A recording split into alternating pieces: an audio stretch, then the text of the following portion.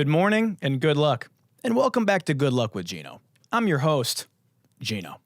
And we're back with episode 9. Guys, I hope you enjoyed our guest last week, the great Guap Dad 4000. You're stuck with me this week. We're back on the solo podcast today.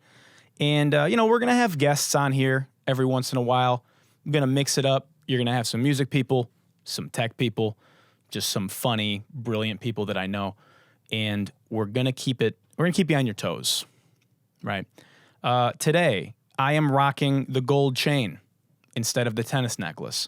Why, you may be asking? Well, I just finished my third rewatch of The Sopranos, and so I'm in full-blown Dago mode. I have completely morphed into the Charizard of Italiano, and I'm wearing as much gold as possible to just be full-blown Guinea today. So that's what we're doing today. I was also just in Detroit for an Italian wedding. We're going to talk about weddings. As you can maybe hear, my voice is about 80% gone. So at any point during this podcast today, my voice may just run out and I might be talking like this. The wedding was a lot of fun. But my beef with weddings, two things. The worst part of weddings, it really does come down to two things. Number one, which is everyone's least favorite part of weddings, small talk. I fucking hate wedding small talk. Hey, how's it going? Oh, good. How are you? Good. Yeah, doing good. How you been? Been good. It's really just two people asking how's it going like 6 different ways.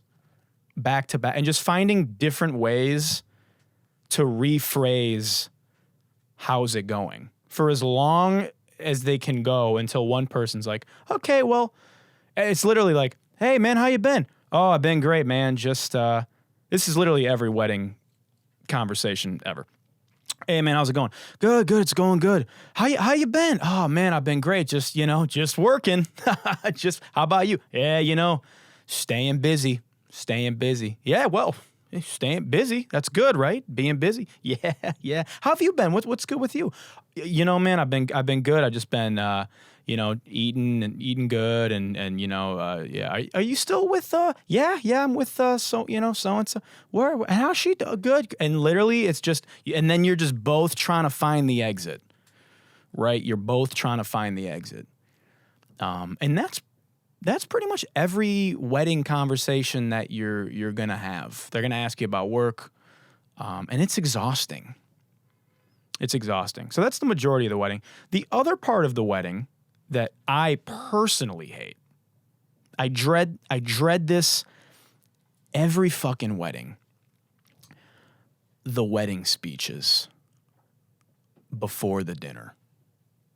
You've just sat through the whole fucking wedding. Like do you take so-and-so? I do. That whole thing. You just sat through that. You're fucking starving because you haven't eaten. And then you sit down and then you got to listen to the best man and the bride of honor. What is it? The maid of honor? The maid of honor. You got to sit through the maid of honor speech, and then the sister speech, and then the other sister speech, and then the groom's sister speech, and the groom's brother speech, and the fucking mom's speech, and the dad's speech, and the bride's dad's speech, and the groom's mom's speech, and the fucking grandfather's speech, and you just got to sit there and you got to listen to a bunch of terrible stand-up comedy material from people that aren't stand-up comics. And you may know these people. You probably don't know these people, depending on how close to the bride and groom you are. And these wedding speeches, guys, just keep it short. Just keep the speech short. We are not here for you. We're not here for you. We're here to celebrate 2 beautiful people getting married, not to listen to you bomb for 3.5 fucking minutes as you flip through a Word document that you printed out. Okay? Half a page, 1 page max. Keep the jokes to a minimum. If you're not funny, for the love of God, have somebody ghostwrite your material and just keep it short and concise. Every Every fucking wedding speech starts off the same. It's always like, hi, for those of you who don't know me, I'm the, okay, you know, literally every single one. For those of you who don't know me, I've been best friends with the bride for, you know, just, you skip that, okay? All right? Other than that, you know, the wedding was nice. God, I'm losing my fucking voice. Hopefully we can power through, everybody. Let's move on before I lose my voice. Today we're going to talk about something a little different. Now, you guys know I love talking about music on here, music and tech. But we're going to shift to something that is adjacent to music. And we're going to draw a cute little parallel later. But we're going to talk about the death of the movie star today. We're going to talk about how there are no more young star actors in Hollywood. I'm going to dive into it for you. We're going to start with the Cannes Film Festival, which happened this past week. If you're not familiar with the Cannes Film Festival, it's a very famous international film festival in Cannes, which is in France. And if you haven't been, it's really, that's the only thing there is the Cannes Film Festival. I don't think anyone goes to Cannes to do anything else. So they had the Cannes Film Festival, and it was dominated this year, like it's been in the past, over the past decade, with reboots and sequels featuring old actors. Let me read you off some of the most exciting films that are coming out this year. We got the reboot of Cliffhanger with Sylvester Stallone, who's 76 years old. You have Breakout with Arnold Schwarzenegger, who's 75 years old. You have Lords of War with Nicolas Cage, who's 60. And that's a reboot of Lord of War, or the sequel of Lord of War, which came out like over a decade ago. And then you have That's Amore with John Travolta, who's 70 and looks like a wax museum figure. No, I'm not describing a U.S. Senate hearing. These are the most exciting films and the star actors of those films coming out this year. The star of the event, the highlight of the event, Harrison Ford, who was there for the final, I think, what's the name of this fucking movie? The premiere of Indiana Jones and the Dial of Destiny. He's 80. What the fuck is 80-year-old Indiana Jones gonna do? He's 80. This guy's gonna be fucking swinging on ropes and shooting vigilantes and jumping out of cars, and he's gonna break his hip. This is not an AARP meeting.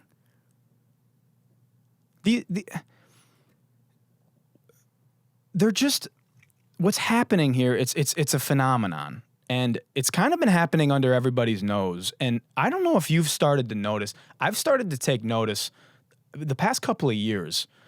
But what's happening is, as Hollywood has shifted to a focus on established IP, which is intellectual property, they've shifted a focus to established IP from focusing on movie stars. Hollywood used to focus on movie stars and the mystique of the movie star and these guys and girls who were larger than life. And they would carry franchises. They would kick off franchises. And what's happening now, as Hollywood has become more dependent on using established IP in reboots and sequels and 10 fucking films of a franchise, you've seen this shift where they no longer care or have the bones to propel young star actors anymore. I'm going to explain. I'm going to dive into this. It's pretty fucked. We're going to talk about where it all started, where I think it started. My thoughts are, this can all be traced back to the end of the DVD era. The end of, even Blockbuster, right? The end of the going to the store, renting a CD or a fucking CD, renting a DVD or a VHS, and the reason is that was a whole second wave for a film. You'd have, they do the theatrical release where you'd go to the theater, and that's another thing. You'd go to the theater, you'd have this movie-going experience on this big-ass fucking screen. You're watching these actors, carry these new exciting films, da-da-da-da-da. If you didn't see the movie, you then had this second wave of marketing from the studios where they could then have a longer lifespan for the film and do a whole marketing campaign about the DVD coming out. And it would just carry these franchises further and carry these star-led movies even farther. You also no longer have the physical ownership of these movies. You don't own the VHS or the DVD. And I know that may seem a little ridiculous, but you no longer have the constant presence of actors in a household. You don't have the star in the household. Again, I know that sounds crazy, but stay with me. Because this is the exact same thing that happened in music. This is the same thing that we saw at the end of the CD era. When CDs became no more and everything went to streaming, just like with film, when DVDs became no more and everything's gone to streaming, you didn't have the ownership or the investment with this piece of art and the people that are in it. With music, you have these large mass libraries of music. You have everything at your fingertips all at once. You can go listen to fucking anything from any time, whenever. And because of that, these streaming services have shifted to be more focused on quantity as opposed to quality. And by having these catalogs and catalogs of old classic film and TV, that's what most people are going to. Most movies and TV shows consumed today are old. They're catalog films. They're catalog TV. That's making up for over 75% of content consumed on Netflix, on Hulu, on these platforms. You'll have a couple of these new shows that are big hits and they'll take off, but the majority of the content consumed is catalog. And that's the same thing we're seeing in music. 75% of the music consumed today is catalog. It's old hits from the classics, from the old music stars that you grew up on or your parents fucking grew up on. It's the reason that record labels and music companies and VC firms are buying catalog. It's the most lucrative business in music right now. And there is a difficulty to launch new stars because it's just not as efficient. It doesn't make sense for the record labels to invest all this money in new developing artists when they can just have the easy layup investment of catalog. So the only thing you're going to ever see promoted from a label, as we've talked about on previous episodes, are songs that are already moving and songs that are already hits. And those marketing efforts do not last very long because they don't have to. Things don't have legs like they used to. And we're seeing the same thing with film.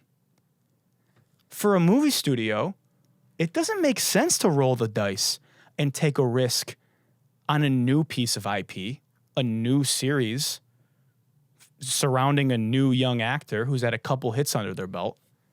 Why would they do that when they can make a fucking live action Disney movie and cast whoever the fuck? It doesn't even matter who you cast. You launch another Marvel movie. You cast fucking whoever. It doesn't matter who you cast. Sure, you can take a shot on a young star, but you don't need them to carry it.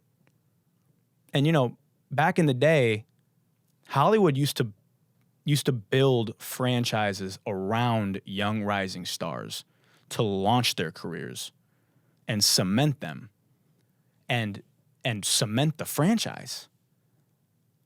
And you see very few examples of that today. And the majority of what you see is them casting established stars who have been around for 25 years, who are 65 or 75 or 80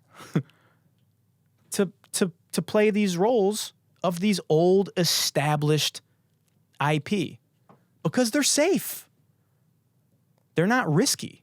You can't fucking lose when you launch a film or a TV show with established IP. You've already got a captive audience. And it's, again, why in music, a lot of the stuff you're hearing is flips. You're hearing a lot of flips and samples. And they're not even hiding the samples anymore, right? I mean, one of my hits, I co-wrote and co-produced My Type. That's a fucking that's Freak-a-Leak. These songs work because they're familiar. And a flip is usually a layup. And that's why every fucking rap song you're hearing nowadays that's coming out, 3 out of every 5 is an old flip. Even pop. You're hearing it with pop records. Now more than ever. Because they're safe. They're going to work. You have a captive audience. It's familiar. And this is trickling down into just the overall consumer experience. It's all you're watching. It's all you're seeing. And in Hollywood especially, you know, you're seeing a lot of these actors. The only way for a young star to really become a star is to attach themselves to a piece of old established IP, an old franchise that's being rebooted again. Very rarely are you seeing a new one take flight and cement a star. And a lot of it can be attributed to the Marvel model and what we've seen Marvel do, right? So I'm going to have some water. Hold on. Fuck, I'm staying alive here with my voice. Fuck. And I'm ranting right now. Guys, I'm in my fucking bag, okay? I'm in my bag. I don't know. I'm just exploring. I don't even know if I'm making total sense. But in my head, I'm fucking making total. And that's what you're going to get when you listen to Good Luck. You're just going to listen to me fucking journey through my brain and what I'm fucking thinking. Anyway, Marvel. You know, they have famously combined IP and star power, and it's resulted in many studios following a similar path, right? Now, the problem with the Marvel model is that a lot of these actors, these rising actors, have to sign these super long fucking contracts. They have these like 8, 9, 10 movie deals that they're signing. And that's great because it's an insane fucking bag. You're making so much money forever, I guess. The problem is you're caught up. You can't do anything else for like a decade. And it's very difficult to establish your own identity as an actor. You're typecast as this guy. And you often become synonymous with that. You look at like Tom, what's his fucking name? Tom Holland. He's just going to be Spider-Man for the next however long his contract is. You saw it with Chris Evans. Chris Evans signed like a 8 movie deal and had not done anything forever. And that's great. Again, Chris Evans made a bunch of money and now he's doing stuff again because he's out of his contract. And to Marvel's credit, they have ended these long contracts. They're kind of doing more creator-friendly deals. They're no longer doing the long-term ones. So they don't tie up actors for 10 years. But again, you're seeing these actors just kind of like tie up their own careers in search of the quick guaranteed bag. And on a previous episode, I talked about ticketing and live shows. And I talked about soft tickets and that a lot of rappers fall victim to soft ticket sales. and doing soft ticket shows, which, just if you need a refresher, you didn't hear that episode. Soft ticket sales are doing shows where people aren't there to see you. So like a festival, or usually a DJ appearance, like at a club. You come and you fucking do like 2 songs at a club. Now, those are great because you get a quick bag, but the problem with relying on soft ticket sales as opposed to hard ticket sales is you don't establish a core fan base of people that are there to see you and spend money on you for you. See what I'm saying? They're not there to go see you. They're just going to the club. They're just going, oh, I love Coachella. I'm not there to see you, but oh, you're there. Nice, cool. But I'm at Coachella because I love Coachella. And that's synonymous for what a lot of actors are doing because they have to. They're doing these soft ticket movies where the only reason people are going is because it's fucking Star Wars. Oh, I love Star Wars. And I guess this actor's here doing it, so I as opposed to taking roles that are challenging and cement them as stars. And instead, you're just forgettable. And you'll make some money, but you can never fully propel yourself to a place to carry a franchise. And it's not their fault. It's a systematic issue with Hollywood. It's a systematic issue with entertainment. We live in this algorithm-driven age where all these companies are only focused on, I gotta keep the algorithm happy. We're just gonna pump out a shitload of fucking garbage content. And it doesn't matter. And it's trickling down. I think another reason that we're not seeing as many young movie stars and we're not seeing as many young pop stars is social media. I don't want to sound like a boomer, but what social media has done for celebrity, it has humanized everybody.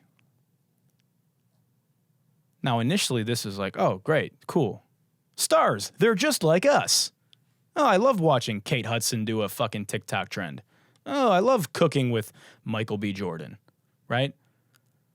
The problem with that is when you give everybody so much access, you lose the mystique. You lose the illusion of untouchableness and superstardom. And again, it's not to anybody's fault. This is just what's happened. When you're watching all these celebrities just get on TikTok and be like, hey, here I am in my fucking PJs. It's like, you didn't see fucking Al Pacino doing that. You didn't see, Clark Gable tweeting about his it's just, it's just the way it is. And because of that, it's a subconscious thing too. There's a reason that certain artists, like you won't see Kendrick Lamar doing that. And when you look at Kendrick Lamar compared to other rappers, there's a reason that he's maintained this like highly anticipated, anything he takes a long time to put out projects. He's mysterious. That's kind of the closest thing to old celebrity that we have right now in music. In film, you look at like Daniel Day-Lewis, somebody like that. Those are like old school actor, celebrity superstars. They're very private. And you just don't have that anymore. And another issue with social media is everybody thinks they're fucking famous now. And everybody kind of is sort of famous now. We've lowered the skill gap on celebrity. You've got talentless influencers. You've got YouTube pranksters who go around slapping people in fucking Target. And then, those people have just as many followers as Justin Timberlake. And even though they can't go sell, they have the same amount of fans and eyes and clicks. And when that happens, and everybody's kind of either famous or going viral occasionally or chasing it, and it's so attainable for everybody. When fame is right there for everybody, it's suddenly not so scary. It's suddenly not so mystical, and it's not a fairy tale. You can fucking post a video tomorrow of you tripping down your fucking driveway, and it's funny, and then you go viral, and then you get on, and you're like, let me explain what happened. And you can, if you find a way to retain your audience, and then you find like a trend to jump on of like playing a game or doing a thing, and you can become fucking famous. You can do it. Instead of becoming a fucking incredible actor and studying your craft or working at music for 20 years. And it's, again, that's great. We love the internet. But this is the trade-off. The trade-off is celebrity is just kind of, No. Being famous is just kind of like, oh, cool. And there's just so many fewer young stars. And all the older stars are getting old. They're all like, think about it. I don't know how old you are. I'm 31. All these guys are like 65 now. I just saw a movie with Matt Damon. I just saw Air. He's looking fucking old. These guys are gonna just keep getting older. And what's Hollywood gonna do when everybody's geriatric? You're gonna have fucking 80-year-olds doing Indiana Jones for everything. You're gonna have fucking Vin Diesel, 79 years old, in Fast and the Furious 34, flying a spaceship Lamborghini through a comet. And that's gonna be Hollywood. Unless something changes. Do I think something's going to change? I don't know. I would like to think that times are cyclical and everything is cyclical, and we'll maybe find our way back to the mystique. But Gen Z is more interested in who Nessa Barrett is dating than they are the new Millie Bobby Brown movie. People don't give a fuck anymore. So I don't know. It's hard to say. Good luck. For our last segment, it's everyone's favorite segment. That's the FOH-HOF, the Fuck Outta Here Hall of Fame. Today we're going to talk about a horrible tragedy that happened in Utah. Corey Richins' husband, Corey Richins is a mother of 3 in Utah, who was married to a gentleman named Eric Richins, who was 39, died in his sleep suddenly last year, leaving behind 3 children. It was horrible. It was heartbreaking. Utah was rocked to its core. And to help her children cope with his sudden death, Corey Richins wrote a children's book with her children called Are You With Me? Oh, isn't that fucking adorable?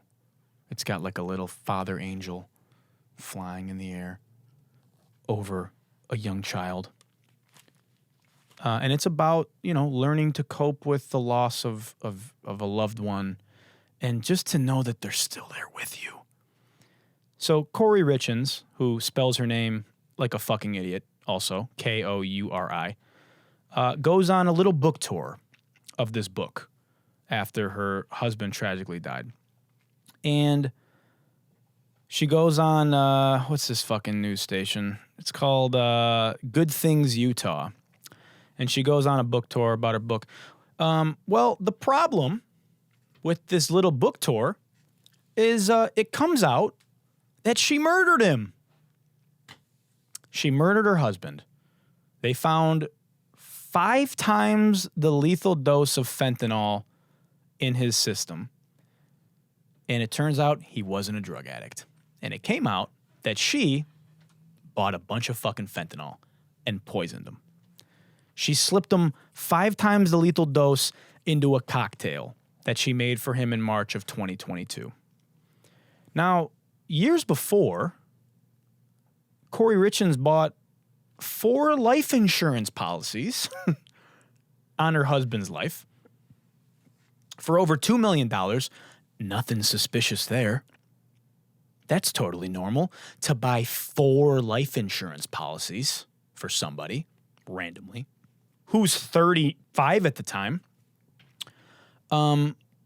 Additionally, Eric Richins found out that his wife had taken out a $250,000 home equity line of credit and spent it, withdrew $100,000 from his bank account and spent it, spent $30,000 on his credit cards, and also stole $134,000 from his business meant for tax payments. He confronted her. She agreed to repay it. And that's kind of your first red flag. Huh, Eric? What was the second red flag? Well, they went to Greece a few years ago, and he got so fucking sick that he thought he was going to die. And he thought, this is a little suspicious. I think my wife tried to poison me. He told his sisters, hey, if I die, my wife probably had something to do with it. I think she's trying to poison me. Okay. I'm sorry. Are these people fucking stupid?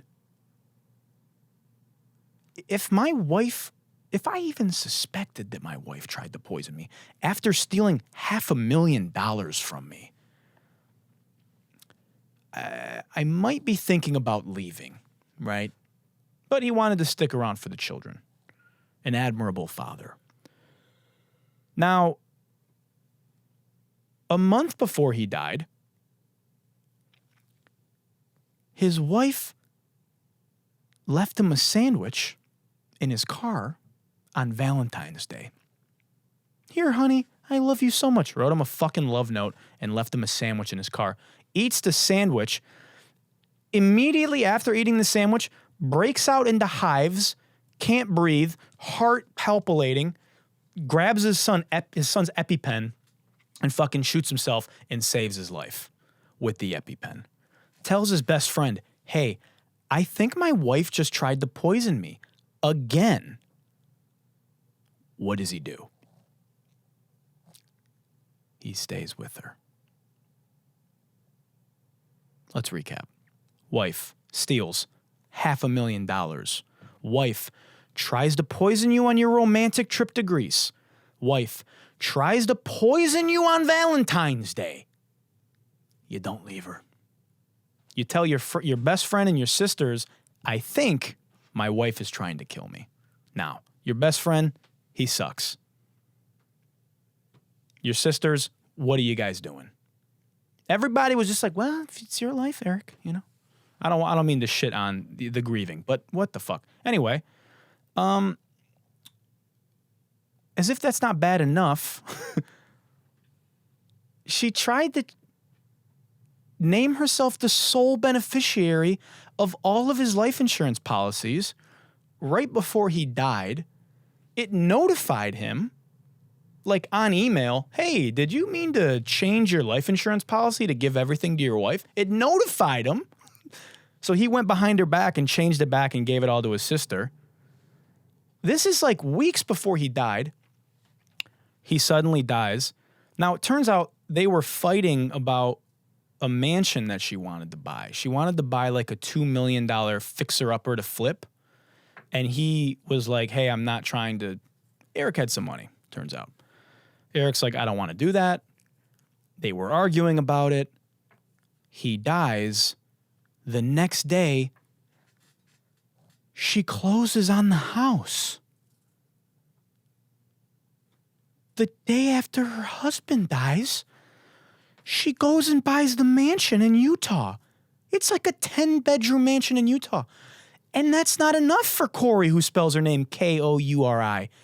She throws a fucking party. She throws a big bash. the day after she murders her husband. Hey, that's not suspicious. I mean, she left a fucking breadcrumb trail right to the gingerbread house. It was so obvious. Okay, so then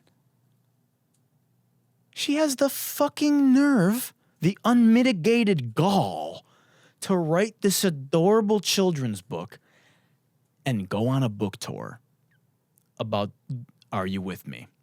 I'm going to play a clip. And we're going to do something fun here. I'm going to break down this clip. So I've studied body language for over 10 years. I got my start as an actor. That's how I got it to LA. Started studying body language in the beginning of my actor journey. And I'm going to break down some fun body language things that I noticed when watching this interview. This is a month ago before she got arrested. She went on Good Things Utah to talk about her book, Are You With Me? And I'm gonna show you some fun body language stuff that I saw. Okay, ready? Here we go. And Corey, I want to start with your story. What happened in your personal life? So my husband passed away unexpectedly last year. So it's March 4th was a 1-year anniversary for us, and he was 39. It completely took us all by shock. And we have 3 little boys. Right there. As she's saying, it took us all by shock, she purses her lips like this.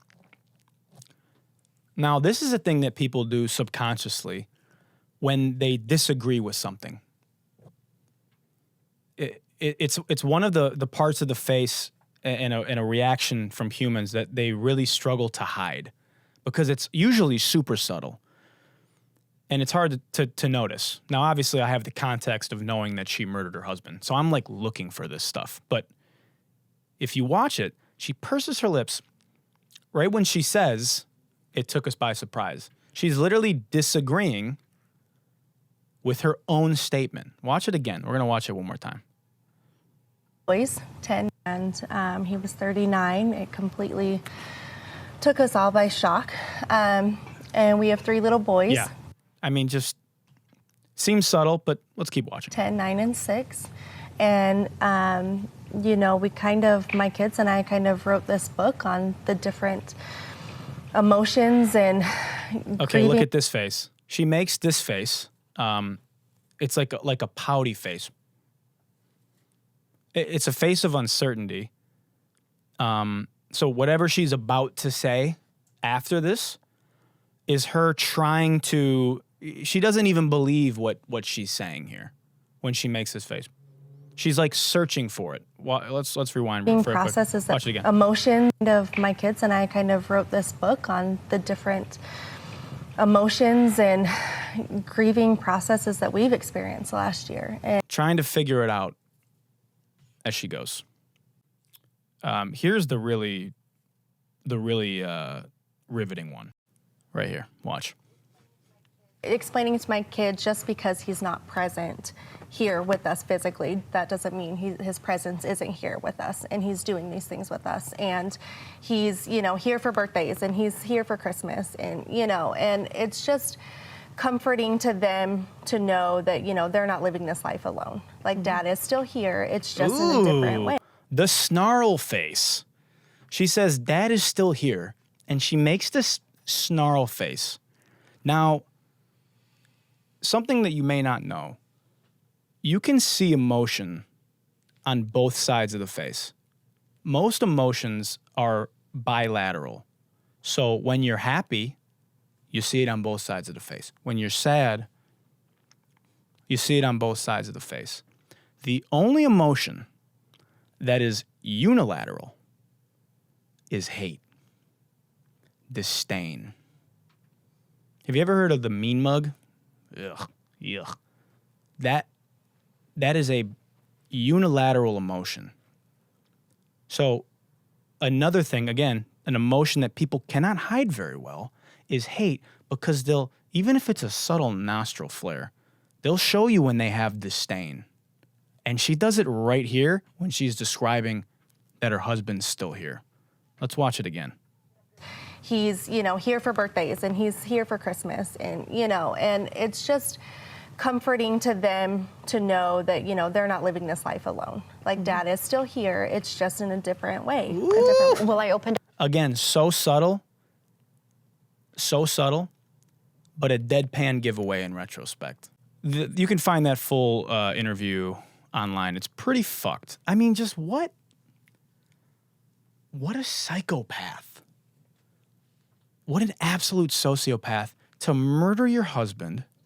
So, let me rephrase this. Steal his money, murder your husband, buy the house that you were fighting over, throw a party, then write a book about it and go sell it. You're a fucking psychopath. And for that reason, Corey Richens, you're the FOH HOF inductee this week. Fuck out of here, Corey. I mean, you might want to get started on your second book. Are You With Me Too? Your mother's serving life in prison. You wrote one about the father being dead. Now you can write a book about yourself being in jail and what it's like for your children to cope with that. The fact that your mother is a fucking psycho. Terrible. Anyway. Well, guys, I'm fucking beat. I literally got off a plane about an hour and a half ago. So I am going to call it here. I want to thank you for joining us on Good Luck this week. And we'll see you next week. Good night and good luck. Good night and good luck. You smile and say goodbye to me, but I don't give a fuck. You hop in the Uber, off to your future. Good night and good luck. You try to play your cards with me, but I'm calling your bluff. Cause it wasn't enough. Night and good luck.